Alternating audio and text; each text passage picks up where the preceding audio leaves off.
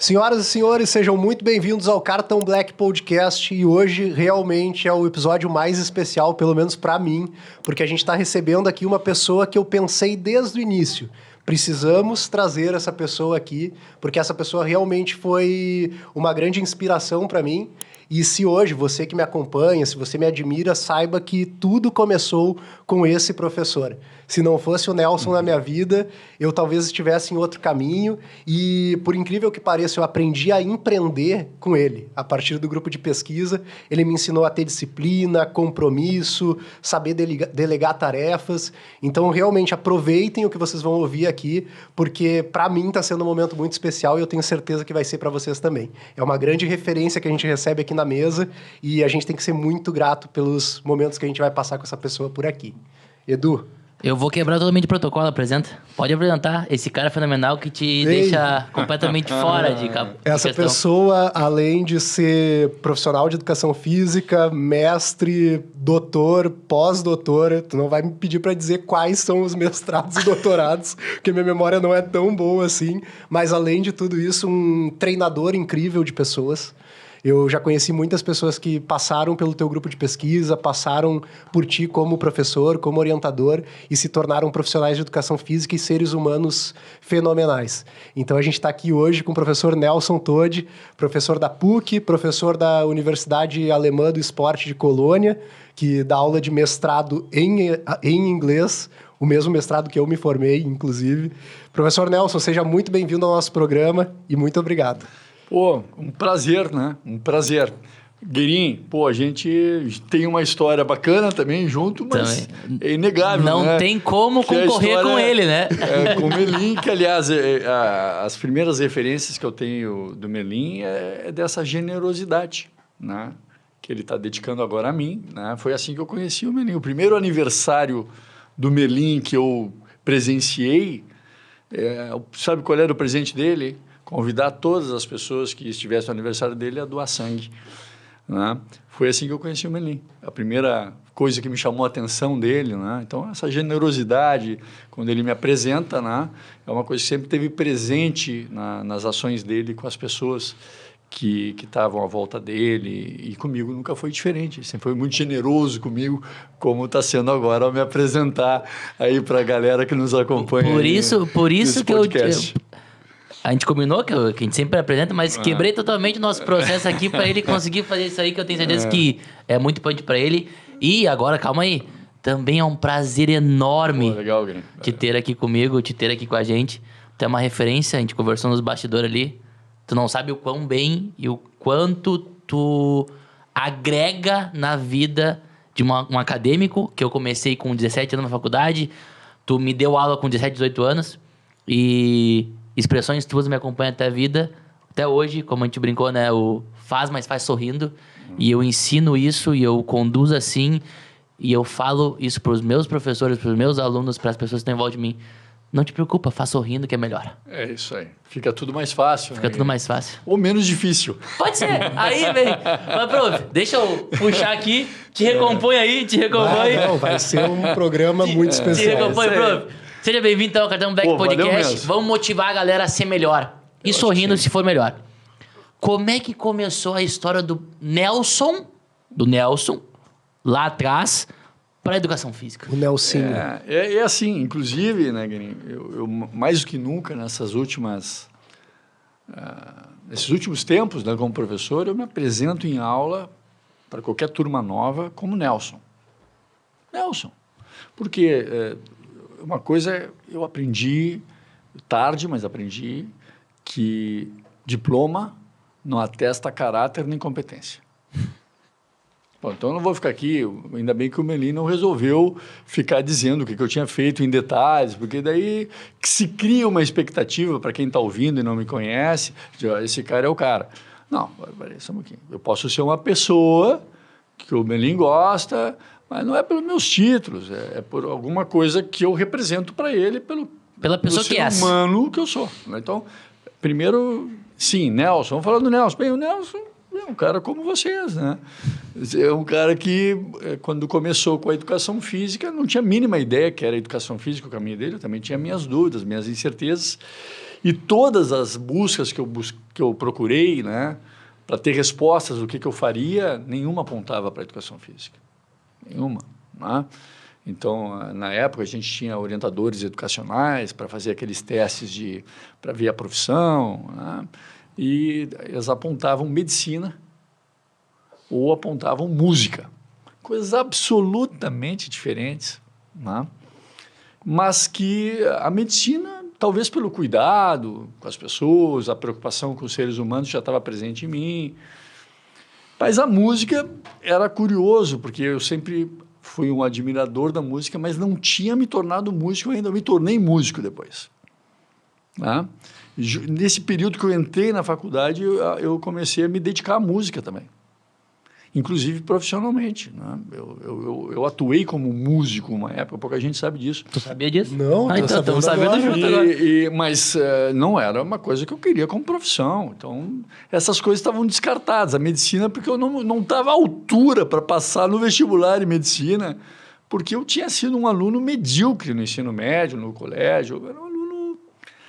eu não era um cara que faltava aula, chegava atrasado, não é isso, não era bagunceiro nem nada.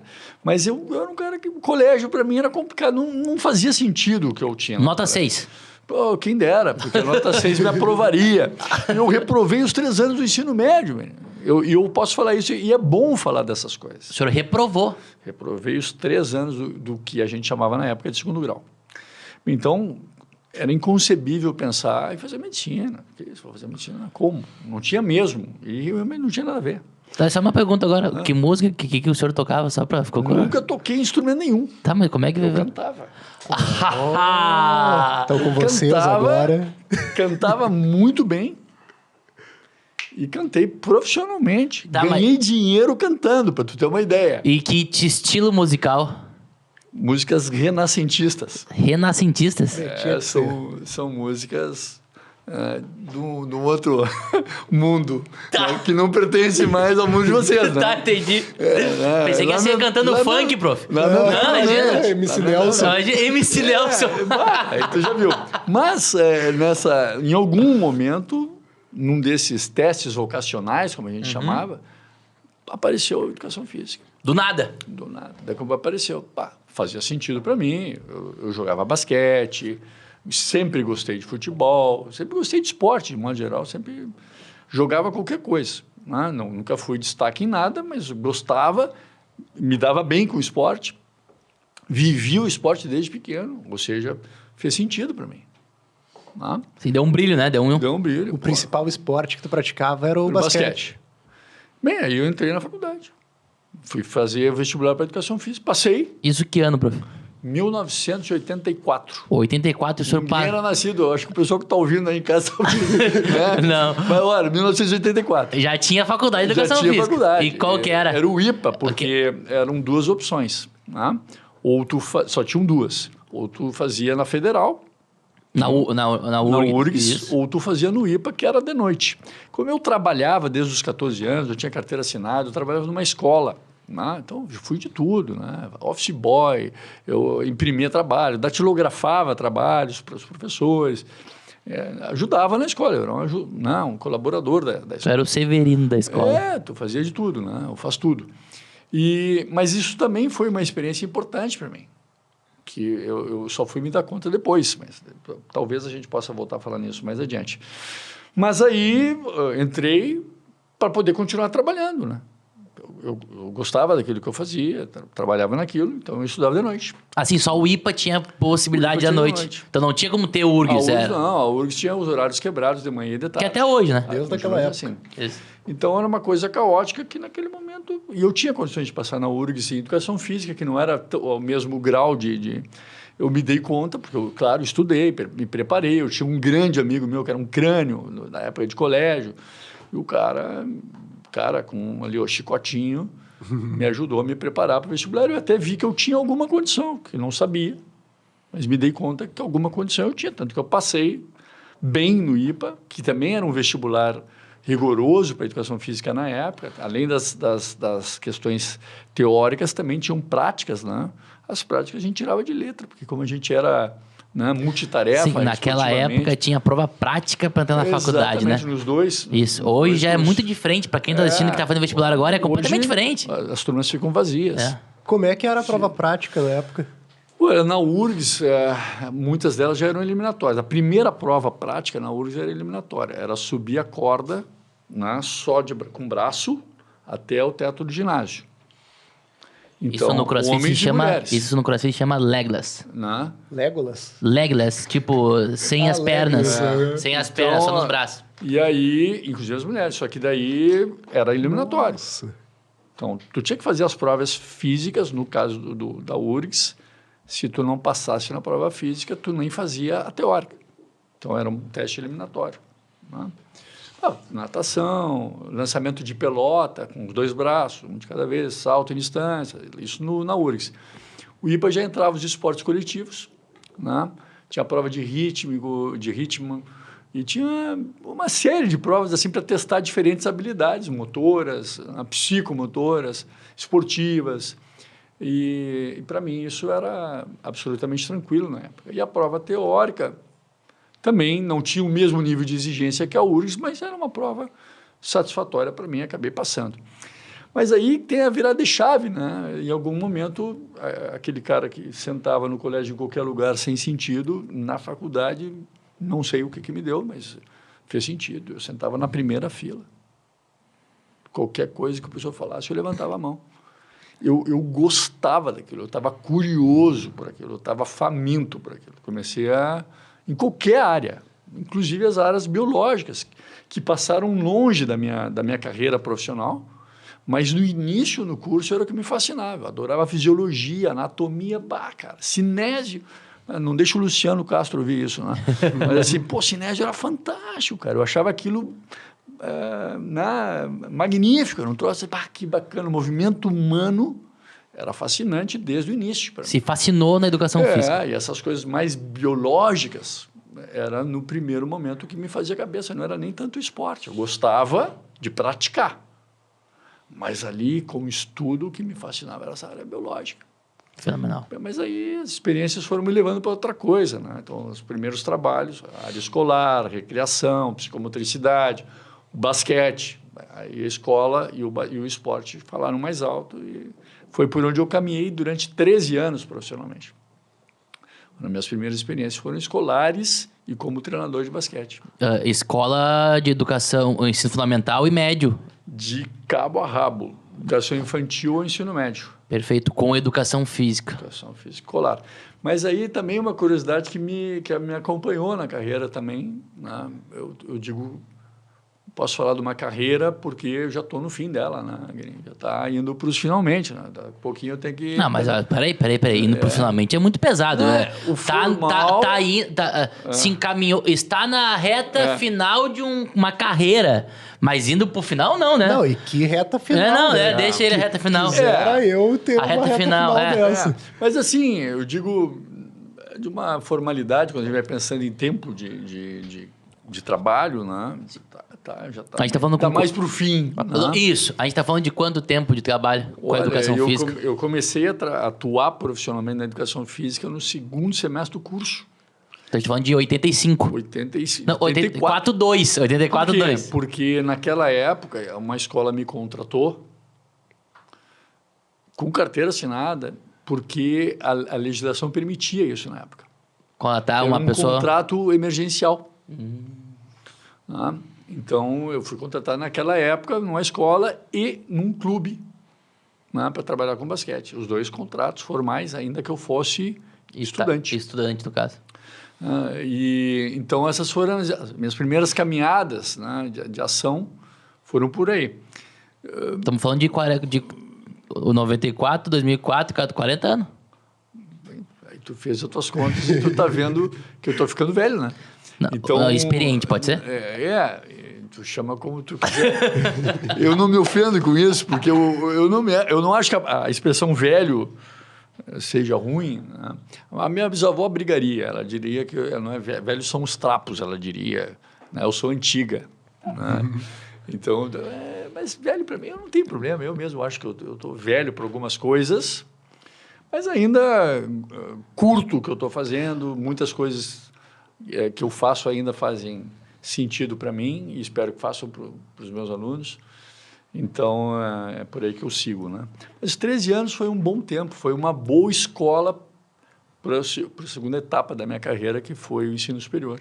Né? Perfeito. Foi importante. E aí o senhor trabalhou começou a carreira com escola, educação infantil, fundamental, médio e também com basquete. Basquete. E aí o senhor concluiu a faculdade. Quando?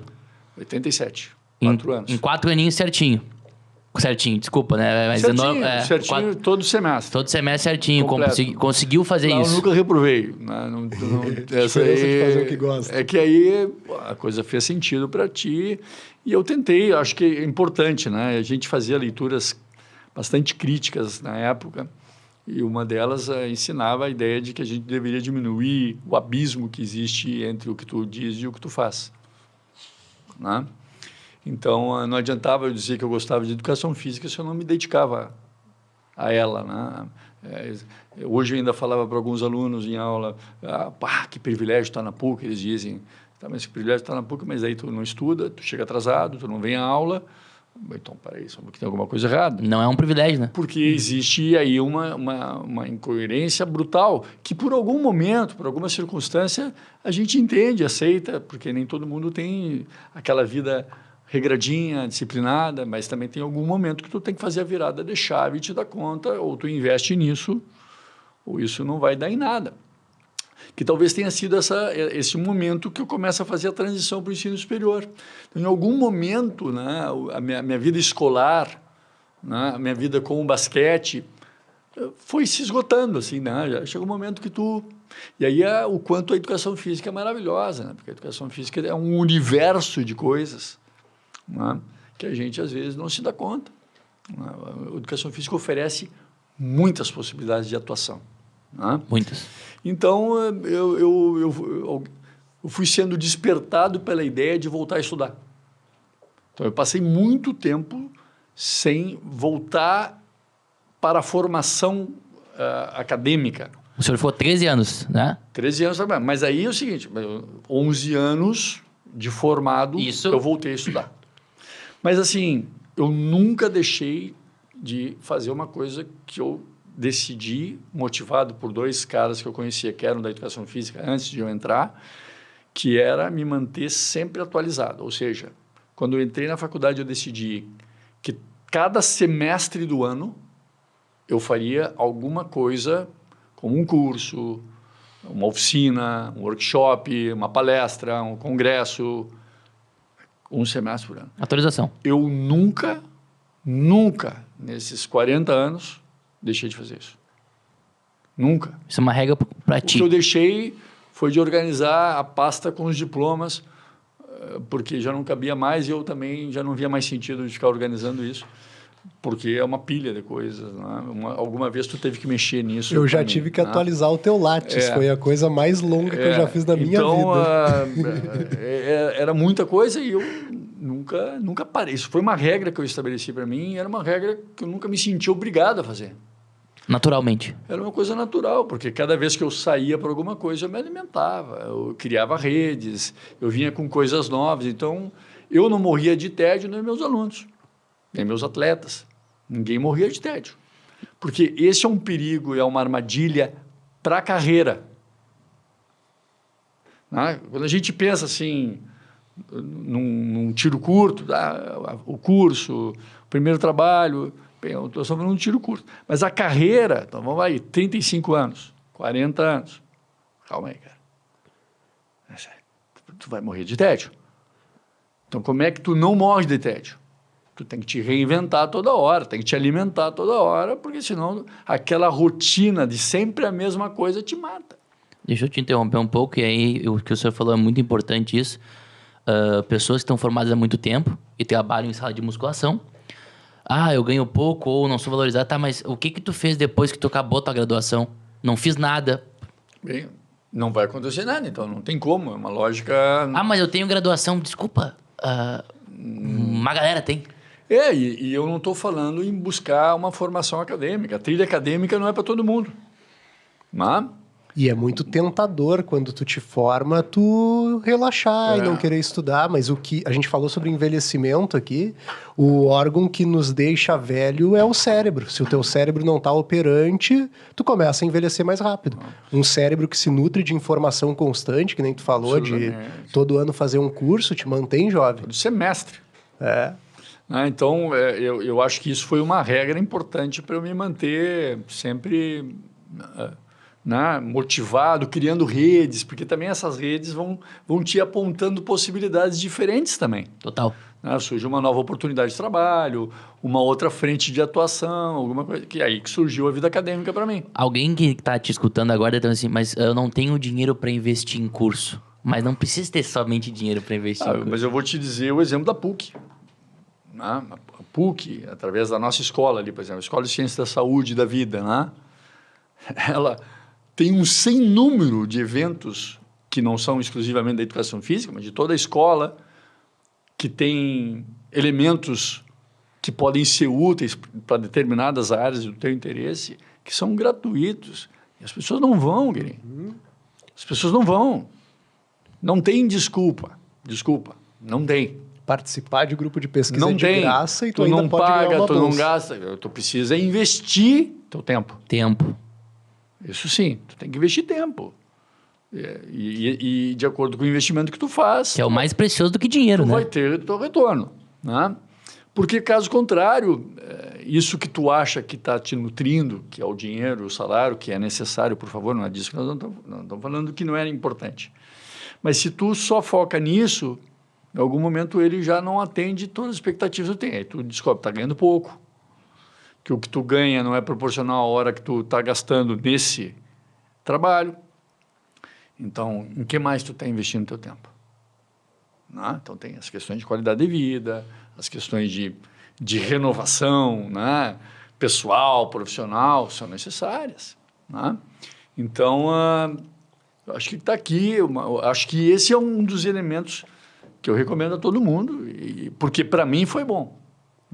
O que mudou hoje na minha etapa é que eu continuo participando de pelo menos um evento por ano, só muda a posição que tu tá, a condição que tu tá. Eu já pouca coisa eu consigo fazer para mim. Eu vou sair hoje desse momento com vocês, vou fazer uma coisa para mim que eu preciso fazer. Então, eu ainda estudo, dedico horas para mim, escondidinho. Mas o resto desses investimentos hoje tem sido para oferecer um pouco também daquilo que eu recebi ao longo da minha carreira. E tu também ensinando aprende pra caramba, né, prof? Eu acho que sim, até porque existem trocas que te ajudam também a enxergar através do outro o quanto aquilo fez bem em alguma medida para ti. Ou faz bem para ti. Olhar o outro sempre é importante. O outro, claro, tu faz para o outro, mas quando tu percebe que aquilo faz bem para ele... Isso te enriquece. É um ciclo virtuoso de retroalimentação, Então... é um ecossistema lindo. A universidade, a PUC me deu essa prerrogativa, como eu tenho dedicação exclusiva na PUC há muitos anos, isso me deu a possibilidade de eu poder investir nesses eventos, nos congressos, nos cursos que eu dou, porque como a PUC é a responsável pelo profissional, me dá a tranquilidade de ter horas para investir nessas coisas, Isso é muito gratificante, tu ter criado essa condição. Mas lá atrás, eu perdi o fio da meada em algum momento. A gente tem que falar do teu primeiro pós. Tu perguntar, eu quero rebobinar um pouquinho a fita. Em algum momento a gente está falando, então tu passasse dando aula todo o tempo na escola. Não. Eu desde cedo criei uma coisa, é isso que eu ia falar e acabei saindo. Eu tinha, desde cedo, um viés de trabalhar no horário fora da escola. Eu nunca quis ser mais um. Nunca quis ser. Nunca achei que eu pudesse ser melhor que ninguém, não é isso. Mas não queria ser mais um. Isso eu descobri cedo na faculdade. Porque no colégio o senhor era mais... eu sabia... Não, eu achei que eu não era nenhum. Eu era alguém que passava despercebido. Mas na faculdade, não. Eu me dei conta cedo. Eu consigo fazer algo diferente. Então, eu trabalhava nas atividades extra-classe da escola. E uma das escolas onde eu passei mais tempo trabalhando, foram 11 anos nessa escola, uma escola que não existe mais hoje, eu chamava Colégio Cruzeiro do Sul. Eu tinha horas para organizar todas as atividades extra-classe do colégio. Mais horas do que as próprias horas de sala de aula. Então eu organizava a Olimpíada, como era chamado no colégio. Hoje, se eu ouvisse o Nelson falando isso na época, eu ia dar um tapa nele. Mas, assim, organizava Dia das Mães, festa junina, matroginástica. Eu organizava evento de surf na praia, levava os alunos para surfar, fazia torneio de taco, tudo que tu pode imaginar para envolver a comunidade escolar, que na época tinha mais de 1.000 alunos, eu fazia. A famosa disciplina organização de eventos. Só que eu fui professor depois, né, na universidade. Mas aí é o seguinte, é isso, hoje o professor de educação física muitas vezes não vê isso como uma possibilidade de atuação. Então, poucos professores, os estudantes não se interessam mais por recreação, por atividades né, culturais, artísticas, né, ou as questões dos eventos, mas é um mercado que a educação física tem muito forte, né? E que é pouco explorado ainda por profissionais de educação física nessa geração. Então, isso foi uma coisa importante para mim, porque eu nesse universo, né, eu me destacava dos outros professores de educação física da escola. Tinha vários professores de educação física, mas era eu que tinha essas horas. Por quê? Porque era eu que tinha essa coisa diferente. Se dedicava, né? Que tinha esse olhar, né? E o basquete dentro da escola também foi um fenômeno, né, para mim. Eu tinha muitos alunos da escola que praticavam basquete e quebrou aquele paradigma de que o futebol é o esporte do povo. Na minha escola, o futebol ficou para trás, era o basquete. Todo mundo queria jogar basquete. Todo mundo botava, não o uniforme da escola, mas queria ter o boné do basquete, mesmo que tu não fosse aluno do basquete. Eu diria que o peso maior foi o professor de basquete do que o próprio esporte. Mas aí que está, né, Melinha? Eu acho que é isso que eu ia comentar agora para chegar no ensino superior.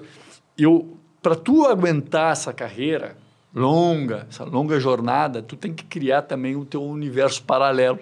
E o meu universo paralelo, na época da escola, era o basquete. Então, eu tinha a minha escola de basquete. Era o meu chão, eram minhas coisas, eu que organizava, dependia de mim. Bom. Agora, no ensino superior, eu criei um grupo de pesquisa.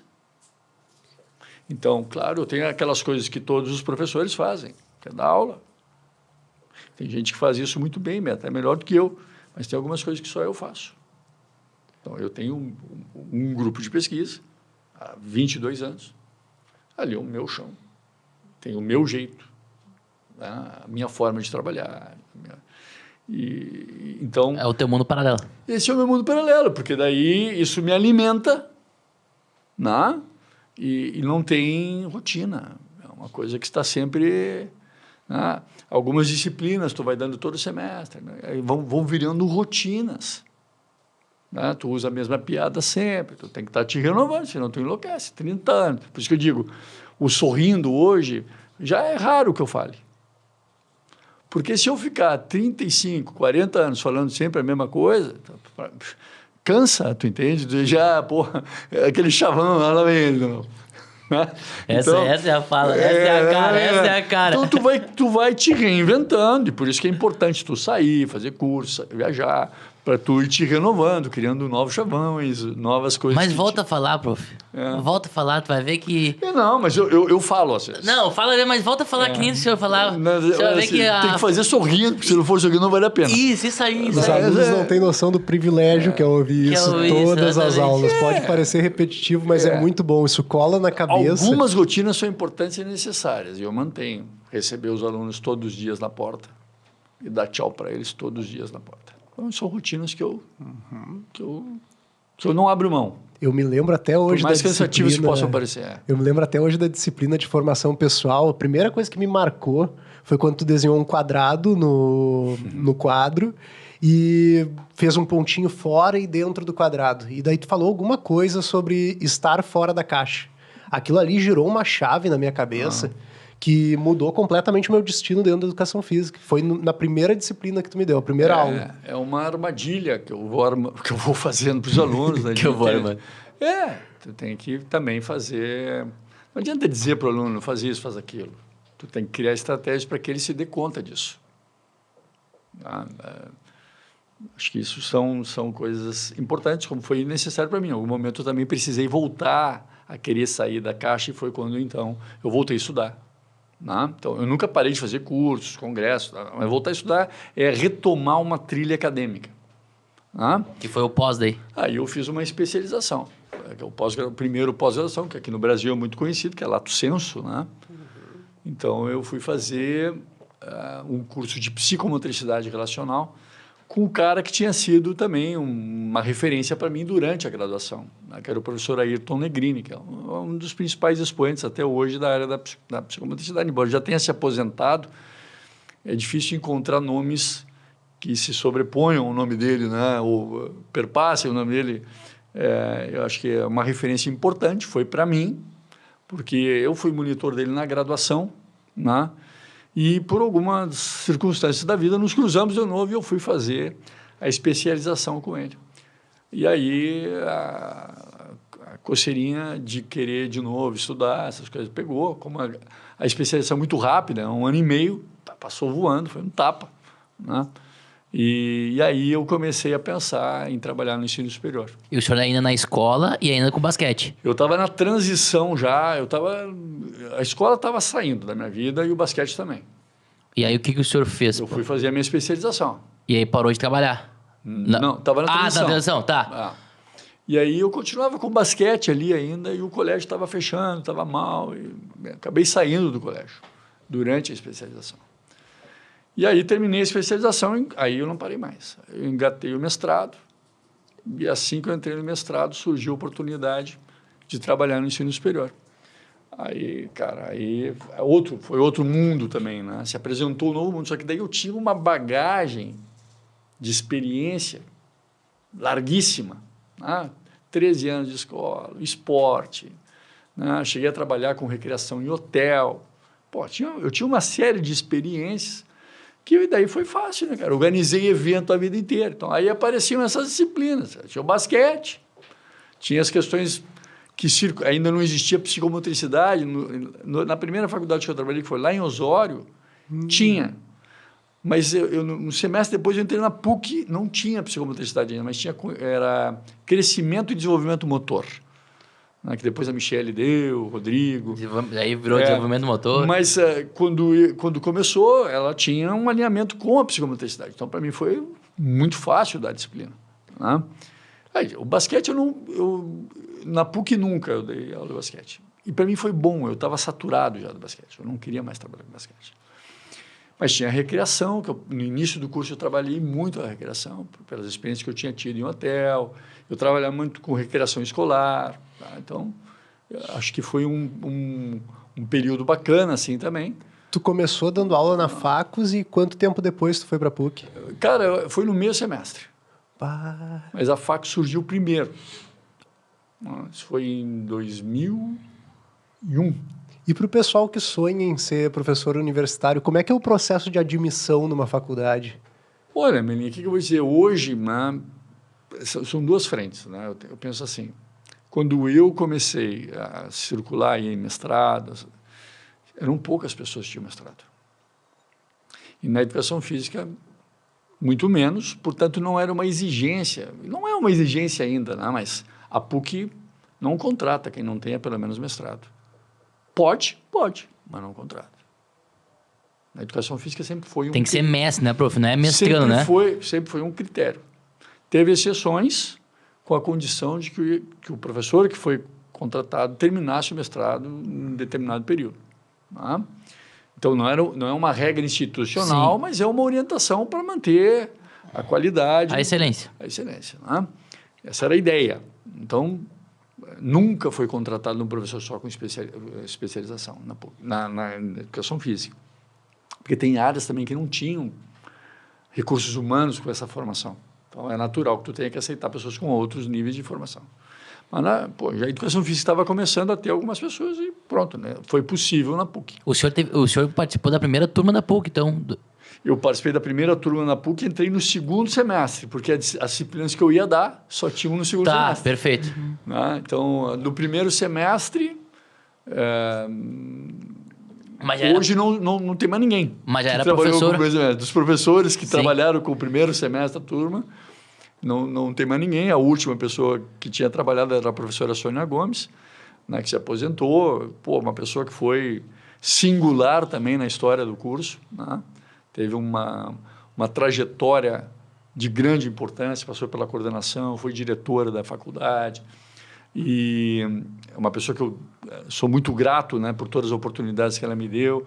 E a Sônia, então, era a primeira professora. Então, agora o senhor Aí tinha os dois do segundo semestre, que era eu e o Luciano Castro. O Luciano Castro saiu agora também, uma trajetória brilhante dentro da PUC também.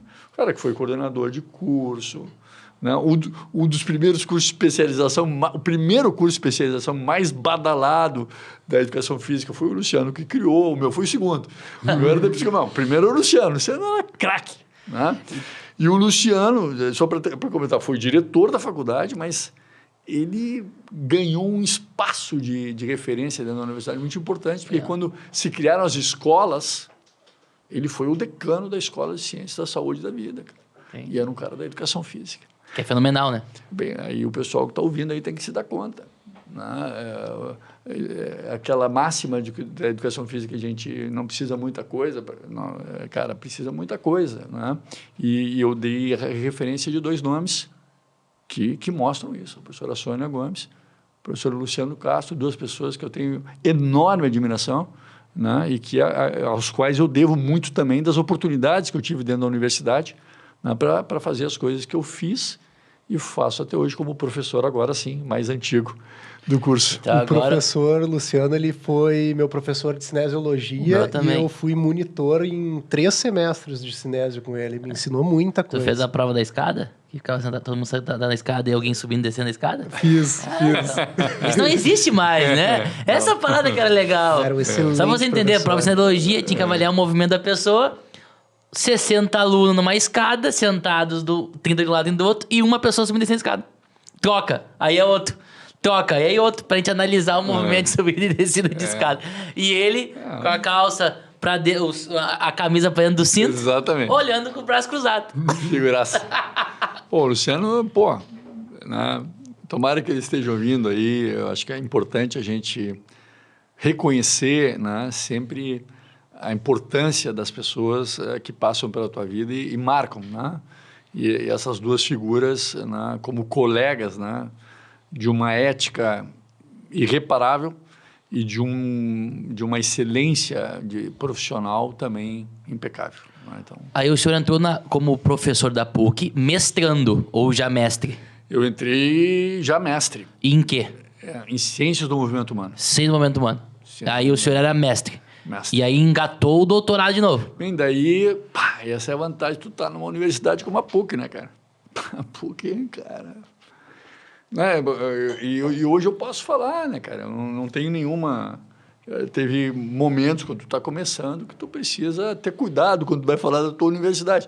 E não é que eu não tenha cuidado hoje, mas é que eu tenho convicções sobre a universidade, do que ela representa na minha trajetória. Né? Então, naquela época, eu estou falando aí no início dos anos 2000, né? A PUC criou um programa de, se eu não me engano, era 1.000 doutores para os anos 2000, algo assim. Então, a PUC ofereceu para os seus professores um doutorado.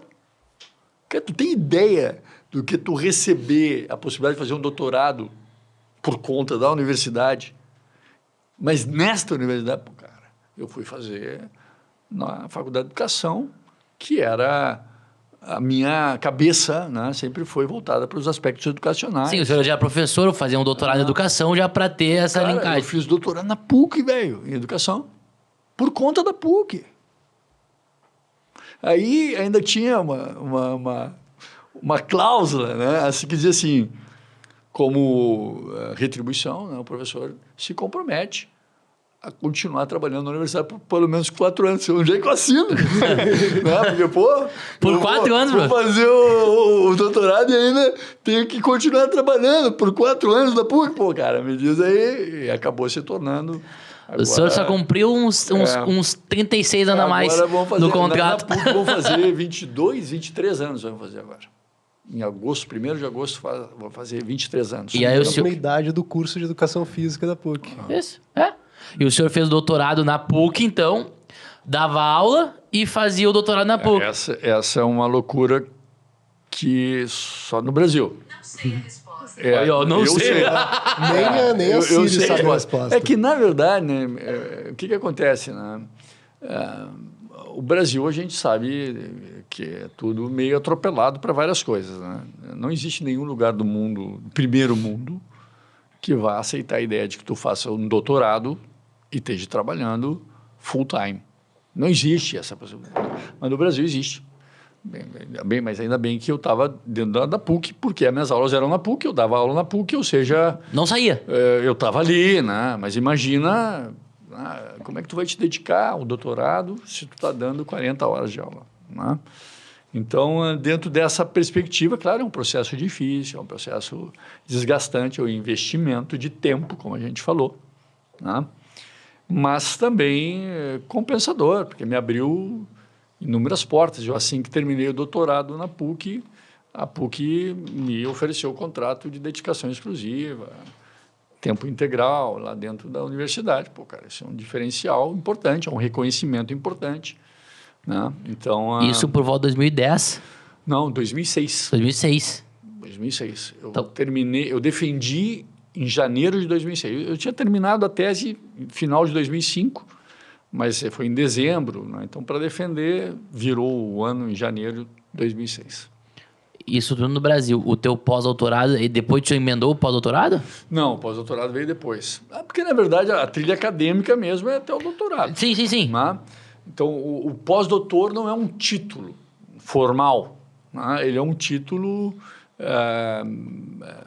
de mérito que as pessoas consideram, não é um curso, tu não recebe um diploma, né? Mas o meio acadêmico reconhece, né, o pós-doutorado como um elemento a mais, porque para tu fazer um pós-doutorado, tu tem que produzir, né, alguma coisa. E tem que ser doutor, né? E uma condição diferente. Né? Então, eu tive um ano sabático na PUC para fazer meu pós-doutorado. Aí eu fui para Barcelona.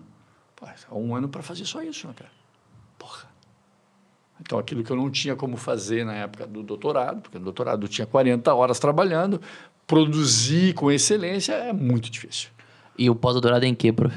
Na área dos estudos olímpicos. Estudos olímpicos. Então, fui para Barcelona e produzi um trabalho. E aí que começou essa parada de estudos olímpicos? Não? Já sempre... parada dos estudos olímpicos começou na época do mestrado.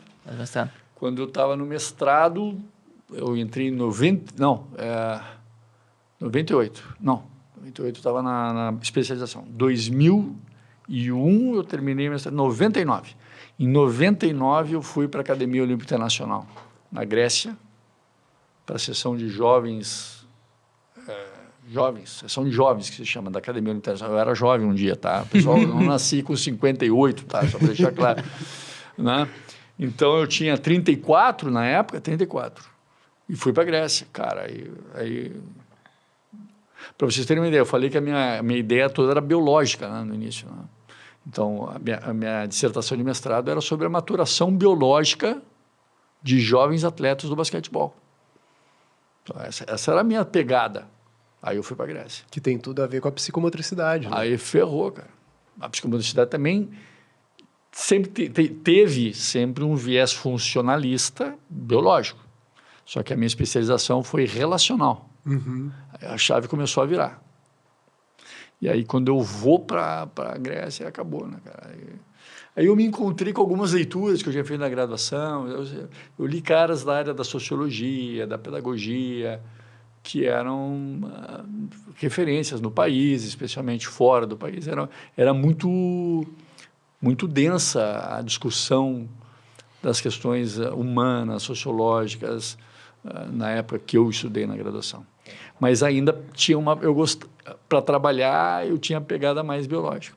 E como é que o senhor se enquadrou para ser uma parte nessa negócio de Olimpíadas? Aí, quando eu fui para a Grécia, aí o blim-blim aqui bateu, eu quero educação olímpica, eu gostei desse troço, cerimônias, rituais olímpicos, arte, cultura, filosofia, aí bateu outra coisa. E aí, sim, aí eu comecei a me interessar por isso.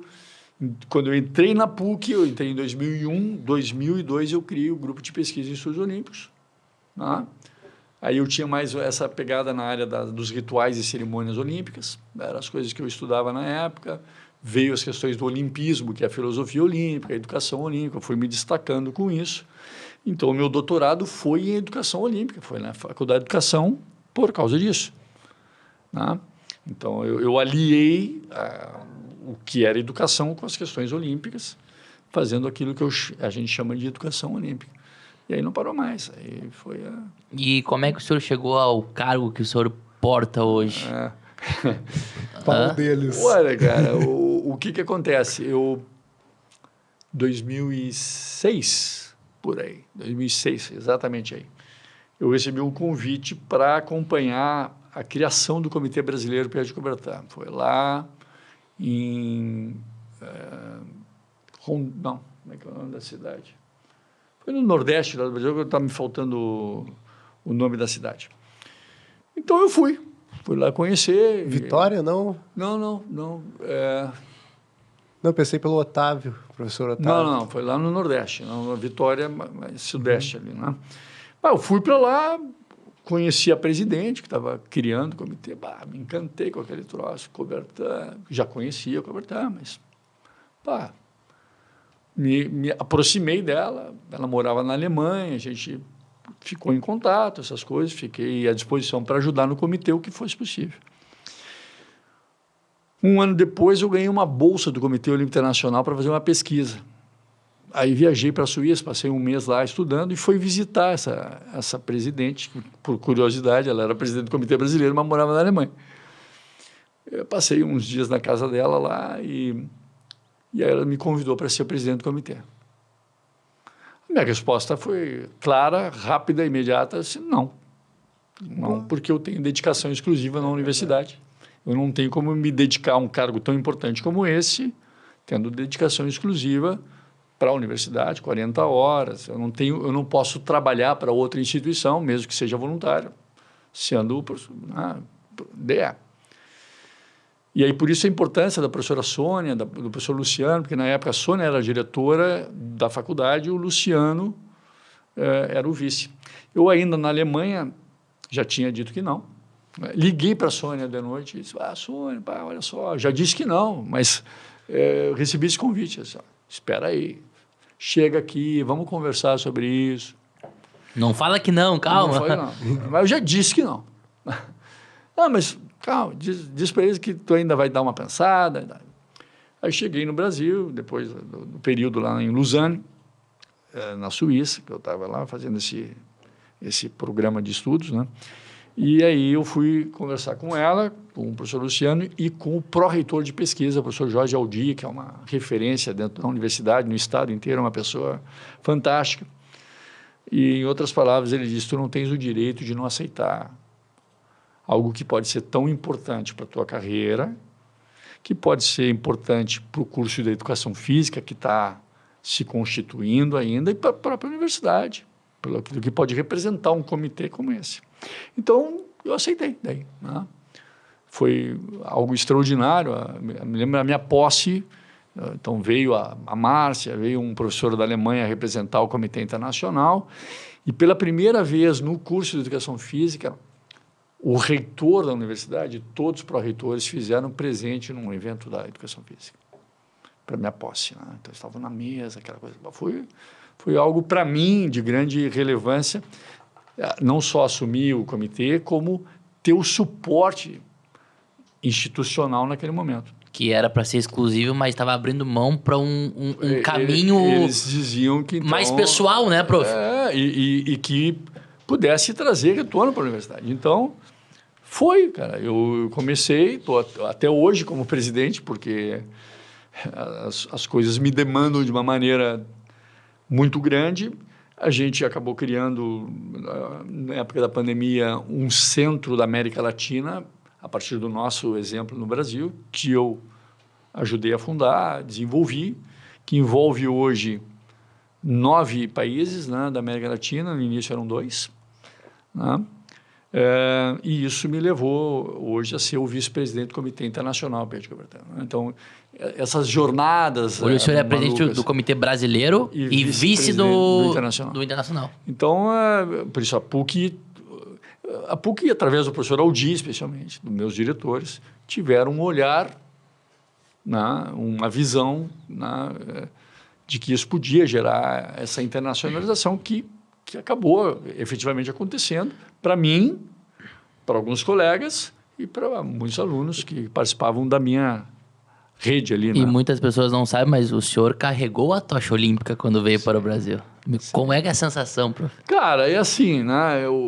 A tocha olímpica, para mim especialmente, né? que tinha toda essa história já com o meio olímpico, né? Ela, para mim, tinha um significado diferente. Não era só uma coisa legal, né? Era um troço simbólica. Sim, tu conhece toda a história por trás, né? Eu nunca me atreveria a pensar que eu seria um portador da tocha. Né? Então, teve uma série de circunstâncias, né, que acabaram acontecendo, porque o relevo, né, que se chama Corrida da Tocha, ela é patrocinada, né, por algumas instituições que fazem parte, né, do comitê organizador dos Jogos, né, para poder viabilizar. Esse é o maior evento dos Jogos Olímpicos, é a Corrida da Tocha. É o maior em duração, né, e de alcance, porque tu passa por vários lugares. Né, teoricamente, tu passa pelo país inteiro Só que vem lá da Grécia, vai passando por vários lugares, antes de chegar no Brasil. Né?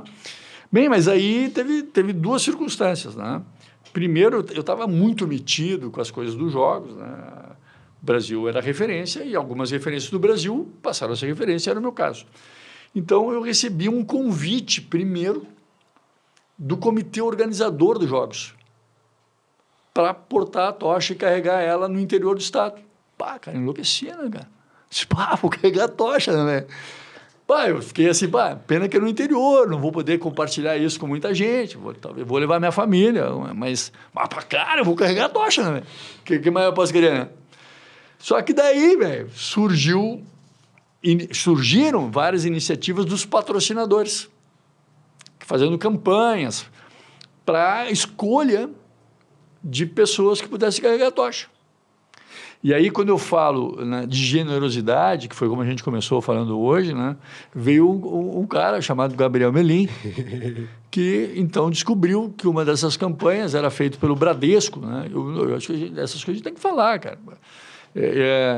Por casualidade, é o meu banco hoje, né? olha uma casualidade. Mas eu não ganhei nada, mas ganhei isso. Né? Olha o que aconteceu. Tinha uma campanha. E o Gabriel resolveu começar uma campanha. Para o senhor carregar a tocha. Então, tu tinha que justificar a indicação de alguém e o Gabriel resolveu abrir lá uma campanha justificando por que eu seria. E fiz a turma inteira. E aí outras pessoas começaram a escrever e dizer, esse cara tem que carregar a tocha. Né? Então, desencadeou um processo. E aí eu também fui convidado pela Bradesco para carregar. Só que daí é o seguinte, eu não posso carregar a tocha 2 vezes. Então, eu tinha que escolher. Bem, cara, tu ser escolhido pelo comitê organizador dos Jogos, cara, só que era no interior. Então, eu tinha outra toada, que era toada. Eu fui escolhido pelos meus alunos. Né? Tinha outra toada também aqui, né? Só que era em Porto Alegre. Aí deu, né? Exato, não tem dúvida. Só que se tornou vários motivos que mostram que essa foi a melhor escolha. A outra é porque o comitê organizador não dava tocha. Se tu quisesse ficar com ela, tu tinha que comprar. O patrocinador deu a tocha. A réplica da tocha. Não, réplica não, é a tocha. Com o fogo de Olímpia que queimou a tocha. Cada corredor carregava uma. Sim. São várias. Cada corredor tinha uma. Perfeito. Só que termina de carregar, tu devolve para o comitê organizador. Perfeito. E o fogo é o mesmo que foi Tu acendido vai lá da beijando Grécia. uma tocha na outra. Bom, o fogo é o mesmo, mas a tocha cada um tem uma. Hoje é assim. Bem, mas aí é o seguinte, o patrocinador deu a tocha para os seus condutores. Que é a que tá lá hoje, lá. É a tocha que eu carreguei, a tocha que está lá queimadinha com o fogo sagrado de Deus Olímpia. o livre lavar aquela tocha. Aliás, teve um aluno uma vez que tentou, não vou dizer o nome dele para não constranger ele. Foi limpar a tocha. Ah, tu tá louco. Eu cheguei na hora. Eu tava ele com o alquinho e o paninho na mão. Mas tá pretinho aqui, bro. Não. Essa é a única coisa de sagrado que tem nessa proativo. tocha, é esse fogo aí. Foi tu que fez isso, Gabi? Não. Agora... Ah, tu tá louco, cara. E aí foi legal. E, Pô, uma e coisa- foi bacana, prof. Pô, cara. Toda a família assistindo, os alunos Os assistindo. alunos. A PUC transmitiu, né? E quanto tempo o senhor carregou? São 200 metros. 200 metros. Né? E correu bem, prof? Olha, cara, eu tinha que ir devagarinho para não passar do caminhão. Né? Eles estão filmando, E a tirando gente foto. foi acompanhando junto. Então tu não foi pode todo correr grupo de muito rápido. pesquisa. Sim, Tem sim, que- O caminhão vai na frente, tá? Vão os caras atrás e o público vai correndo junto. Né? O pessoal acompanha, cara. Que coisa boa. E não era só o nosso grupo, tem gente que não sabe quem eu sou. Sim, sabe? sim, mas tá ali pela Mas tá festa, ali pela pelo festa, evento. pelo troço que é bacana, né? E por sorte ninguém quis jogar água nem nada Não, na minha tocha. Na tocha. Mas foi legal e é bacana porque como eu levei ela para a PUC, né? Ela ficou à disposição de todo mundo. Todo mundo que queria tirar foto. Então, a tocha eu mandei para todos os setores da PUC, para que as pessoas pudessem conhecer, tirar foto. Então, foi uma badalação naquele período todo, né? Acho Que só foi possível, talvez, para aquela ação lá em 2006, 2007, que o senhor foi convidado, que a pouco lhe permitiu. Não, o senhor é exclusivo, mas faz o seguinte, vai, pode ir. Porque assim, claro, para o Merlin, claro, era porque eu era professor dele. Sim. Mas a indicação do comitê organizador, não. Né? Eu era um cara que naquele momento estava repercutindo muito nas coisas de educação olímpica. A gente estava organizando eventos importantes, então eu tinha uma... E até hoje o senhor faz parte do Comitê Olímpico e faz parte da Olimpíada de alguma forma, correto? Bom, o Comitê Olímpico não, né? A gente hoje a PUC tem hoje um convênio com o Comitê Olímpico do Brasil, né? Uma coisa inédita, histórica, bacana, porque nos permite estar ligado à instituição maior do movimento olímpico nacional, né? A gente tem uma relação hoje extremamente produtiva, sadia, né? Mas o Comitê Coubertin, sim, ele abre muitas frentes para mim, assim como os estudos olímpicos, né? Então, eu tenho esses dois caminhos, né, que são paralelos, juntos ali, abraçados, né, que é a pesquisa e a ação, né? Porque eu acho que uma coisa não anda sem a outra, né? Para mim, faz sentido isso. Então, eu agora, especialmente depois de 2016, eu estou sempre metido, quando tem Jogos Olímpicos, especialmente, para os eventos acadêmicos que tem na área, sejam nacionais, internacionais. Eu mesmo sou um dos coordenadores do evento que acontece em Paris, é o maior evento do Centro de Estudos Olímpicos do mundo. E o senhor vai para Paris? Vou para Paris e sou um dos organizadores do evento que acontece nos Estudos Olímpicos. Então, Paris, dia 18, eu viajo.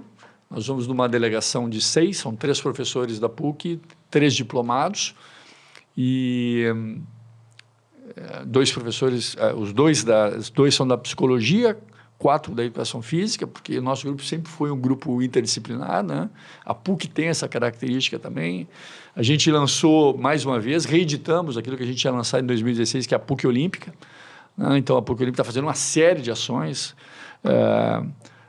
divulgando o podcast que tem de debates olímpicos, os eventos que a gente participa, as palestras, conferências, iniciativas de educação olímpica que estão acontecendo. A PUC vai dando visibilidade e também suporte para que elas se multipliquem. Que medalha o senhor vai trazer de lá para a gente? Bem, a medalha, para mim, sempre foi, né? Guini? A maior medalha sempre é o sorriso no rosto das pessoas, é ver que as pessoas se tornam cada vez melhores a partir de cada experiência que elas têm E eu fico grato que, de alguma maneira, eu ajudo elas a ter essas experiências, né? É impressionante o que o grupo de pesquisa faz com o estudante que está dentro dele. É realmente uma transformação de vida, assim. A gente começa a ver o esporte e a comunhão entre as pessoas e o real valor do esporte como uma ferramenta de inclusão, de educação, de forma de aprender os valores olímpicos de uma forma muito rica. É muito bacana tudo que o grupo passa pra gente. Nós temos 2 professores que estão comigo, são egressos da PUC, foram nossos alunos, são professores do curso e foram alunos bolsistas do grupo de pesquisa, né, que é o professor Luiz Rolim e a professora Fernanda Fagiani. Os 2 foram... O Luiz foi meu primeiro aluno do grupo de pesquisa. E a Fernanda foi minha bolsista anos depois, né, e se tornou professora, assim como o Luiz, do curso. São pesquisadores do grupo, né? Vão comigo a Paris. Pô, isso é uma coisa... De louco. De louco, né? Tu vai com teus alunos, que hoje são teus colegas, né? E os outros que vão juntos foram teus alunos também e caminham uma trilha que pode levar eles a ser professores de universidade, mas não é para isso que eles estão ali. Isso não é o fim, né? Mas é uma possibilidade. Né? Se tu resolver seguir uma trilha acadêmica, isso pode te levar a ser um professor universitário. Mas não é isso que as pessoas têm que desejar. As pessoas têm que desejar estar bem colocado. E se isso é sendo professor, ótimo do curso. Mas outros vão encontrar outros caminhos, como o Melim encontrou, como tu encontrou. Eu nunca recebi as pessoas no grupo para tornar eles pesquisadores olímpicos. É um processo. É um processo que vai levar eles para a vida. Né? O que eu sempre digo, né? A iniciação científica do GPO, como a gente chama, né? O Grupo de Pesquisa dos Olímpicos, e a pesquisa é meio, não fim. Né? Então, o nosso fim numa iniciação científica, ali, é contribuir para uma formação humana, né? Uma formação ética, né? Uma formação para a vida. Se tu resolver usar também as tuas habilidades que tu aprendeu de pesquisa e seguir como pesquisador, tá ótimo, mas se tu não levar, também tá ótimo. Então, eu tenho certeza que várias das coisas que o Merlin aprendeu lá no grupo, como ele já mencionou, inclusive, estão ali representadas em cada iniciativa maluca que ele tem, que nem são malucas as iniciativas que a gente tem lá no GPO. É assim que a gente faz. A gente é meio caótico por algumas coisas, mas como os gregos diziam, os gregos antigos, é do caos que emerge, né, também as grandes realizações. Né? Então... Prof, como tu falou que nos acompanha, tu deve ter percebido, o Gabriel falou pouco hoje. Falou. Ele tá fissurado, ele tá apaixonado, ele tá... Acho que o senhor emagreceu uns 5 quilos sentado nessa cadeira aí hoje aí. Tá? Mas beleza. A gente tá há 1 hora conversando, a gente precisa de caminhar pro final, até porque o senhor tem compromisso, mas a gente sempre faz um ato final que o senhor pode olhar pra câmera se quiser. O que o senhor deixaria para um estudante, para um formado, para uma pessoa que está na educação física, tá meio sem rumo ou ganha pouco, tá difícil, tá cansado? O que tu poderia falar para essa pessoa? Olha, cara, eu me veio na cabeça agora, e eu acho que é muito próprio falar isso na presença do Melim também. Né? Eu cunhei uma expressão, uma das raras expressões que eu... Se tem uma coisa que as pessoas... isso é TOD... Né? Acho que é todo de 2016 ou 2015, por aí, ele sabe qual é a expressão, ele vai lembrar agora, se ele não lembra. E tu pode dizer que fui eu que escrevi, que idealizei essa frase. E ela tinha tudo a ver com a questão dos Jogos Olímpicos. Eu estava metido naquilo, estava inserido ali. E naquela época o pessoal se perguntava assim, pô, mas vem cá, mas cadê o legado dos Jogos? Como é que vai ser o legado dos Jogos? O que o comitê organizador vai deixar para a gente? Então, qual é o legado? E eu comecei a me dar conta também, pelo que a gente estava fazendo, que legado não se recebe. Legado se constrói. Legado se constrói. Então, não fique esperando, né, que a faculdade faça por ti, que teu chefe faça por ti, que o teu trabalho faça por ti, que teu parceiro faça por ti. Quem tem que fazer por ti é tu. E isso vai te levar à construção de um legado. É o que tu faz, né? Mas, claro, a gente tem que aproveitar e surfar alguma onda também, né? Então, a gente surfou aquela onda dos Jogos Olímpicos e tentou lá no fim do mundo, porque Porto Alegre é o fim do mundo para o mundo olímpico. E a gente se tornou, naquele momento, a referência do mundo dos estudos olímpicos. De uma forma inacreditável, né? Inacreditável. Porque a gente não ficou esperando que ninguém nos desse coisa de graça. A gente foi atrás. A gente construiu. Então, legado não se recebe, legado se constrói. Tá? Então, a gente caminha pelas próprias pernas, com a ajuda de outros, claro, mas não pelos outros. A gente caminha também com a ajuda dos outros. Pô, não poderia encerrar de forma melhor esse programa. Encerra pra gente, e, então. Por favor, eu acho que se vocês tiverem a oportunidade, que nem eu tive, que nem o Edu teve, de trazer o seu professor aqui, façam isso, valorizem os professores de vocês. Porque a gente só chega longe se a gente tem um bom professor para nos mostrar o caminho. Assim como tu mostrou para mim, mostrou para o Edu, mostrou para centenas, milhares de alunos, saiba que tu é muito especial na vida de muitas pessoas e que tu vai sempre ser lembrado. Se tu vê o meu sucesso daqui 5, 10 anos, saiba que quem plantou essa sementinha foi tu. E muito obrigado por vir aqui no nosso programa. Valeu. Espero que vocês tenham absorvido todo esse conteúdo da melhor maneira possível, porque vocês ouviram aqui uma pessoa muito especial, com muita vivência e que já ajudou a melhorar a vida de muitas pessoas, eu incluído. Então não deixa de dar o like aqui nesse vídeo, comentar aqui embaixo o que você achou desse programa e acompanhar os nossos outros programas com outros convidados, mas esse aqui marcou em especial para mim. Muito obrigado, professor, por estar aqui com a gente hoje. Obrigado mesmo. Também foi um prazer, né? Eu acho que é isso aí. O legado, a gente vai percebendo que a gente construiu através dessas coisas que vocês também ofereceram a mim hoje. Feito, galera. Até mais. Grande abraço. Valeu, tchau.